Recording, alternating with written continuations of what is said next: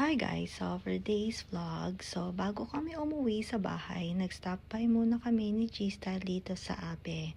Bali supermarket ito guys, at napakamura ng mga bilihin dito. Yun nga lang guys, bali cash lang dito, hindi nyo pwedeng gamitin yung debit or credit card ninyo. So make sure may enough kayong cash pag pumunta kayo dito. So, ayan si G-Style, nag-umpisa ng mamalengke. Yun ang tawag niya doon. Namamalengke kami dito sa Ape. So, ayan. Bali, ang bibilan lang namin ay yung mga pangsahog. Ayan. So, may mga potato, may eggplant. Ayan.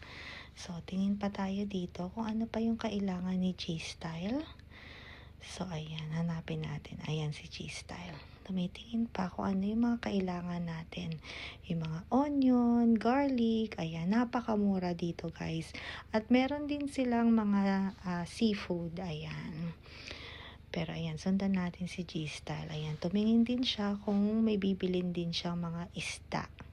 Usually dito talaga siya bumibili. Lalo na sa umaga guys. Yun talagang ka-open lang nila dahil fresh pa yung mga isda, mga puset. Ayan. So, sundan lang natin si G-Style. At ayan na yung mga bibilin namin. Actually, konti lang naman talaga yung bibilin namin. Pero yun nga, tumitingin-tingin din kami, baka meron pa kaming ibang bibilin. So, ayan pa yung mga ibang frozen nilang products dito. Bali, this time, nakapila na kami sa bayaran. So, gusto ko lang pakita sa inyo kung anong meron dito. So, ayan. So, siguro ito na lang yung bibilin namin. Ayan, meron ding red pepper. At I think carrots yung nakikita ko. So, ayan.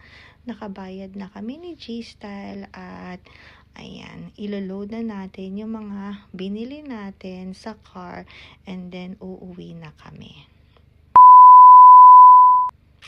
At, ayan na yung niluto ni G-Style. Ayan. O, diba? At meron din kaming dessert. So, paano guys? Kain muna kami. Thank you guys for watching. Bye-bye!